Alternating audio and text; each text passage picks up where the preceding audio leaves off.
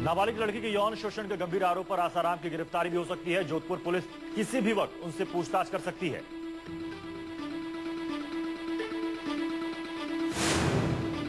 सोलह साल की एक नाबालिग लड़की ने आसाराम पर यौन शोषण का आरोप लगाते हुए दिल्ली पुलिस से शिकायत की है। आसाराम के पीआरओ के मुताबिक 15 अगस्त को आसाराम जोधपुर में तो थे, लेकिन उन्होंने ऐसा कुछ नहीं किया।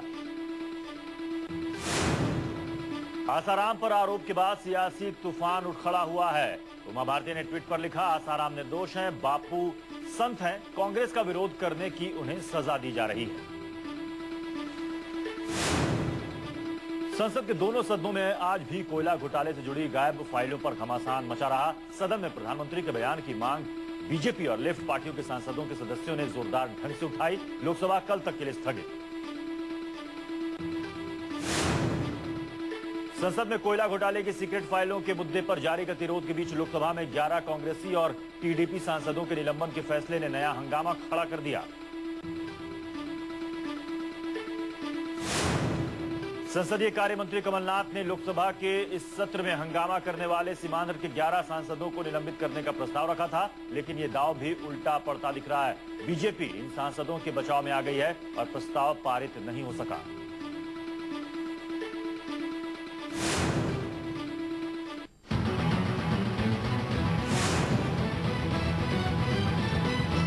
विश्व हिंदू परिषद की अयोध्या में प्रस्तावित 84 कोसी यात्रा ने अयोध्या मुद्दा फिर गर्मा दिया है। यूपी सरकार से इजाजत न मिलने के बावजूद वीएचपी परिक्रमा पर अड़ी है।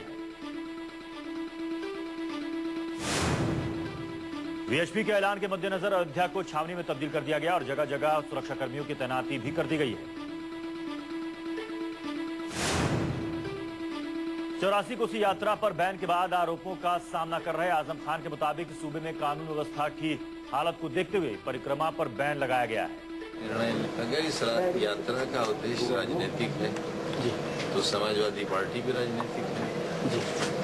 समाजवादी पार्टी और सरकार भी राजनीतिक निर्णय लेगी और प्रशासनिक लेगी।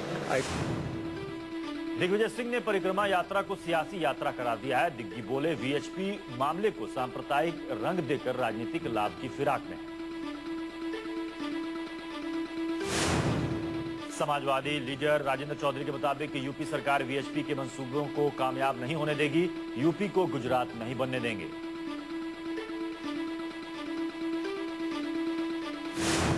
श्रीनगर में सरकारी कर्मचारियों ने अपनी मांग को लेकर जबरदस्त विरोध प्रदर्शन किया। उमर सरकार से सैलरी और दूसरी सुविधाएं बढ़ाने की मांग, 20 सड़क नारेबाजी और प्रदर्शन।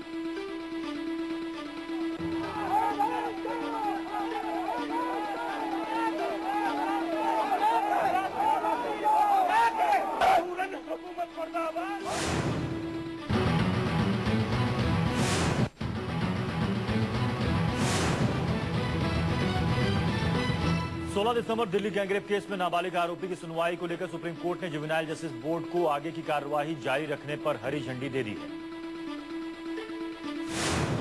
सुप्रीम कोर्ट ने सुब्रमण्यम स्वामी की उस याचिका पर भी सुनवाई को राजी हो गई है, जिसमें मांग की गई है कि नाबालिग के दोषी पाए जाने पर उस पर वयस्क आरोपी के तौर पर मामला चलाया जाए। डॉलर के मुकाबले रुपए 65 का आंकड़ा भी पार कर लिया। गुरुवार को भी बाजार की शुरुआत बुरी खबर से हुई।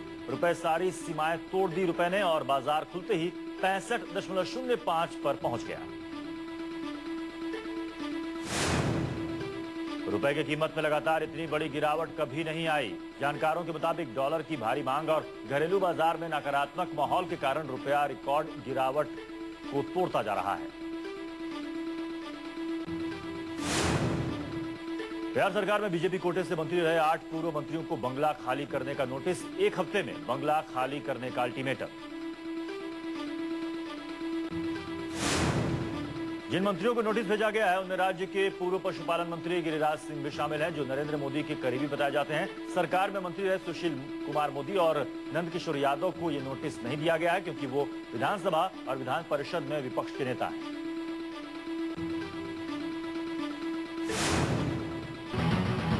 के मुताबिक 2007 में टाइम्स ऑफ इंडिया के लीड इंडिया कैंपेन के तहत एक वीडियो तैयार किया गया था, जिसमें उन्होंने भारत के गौरवशाली इतिहास का गुणगान किया था। किसी ने फर्जीवाड़ा कर उसे मोदी के चुनाव अभियान से जोड़ दिया।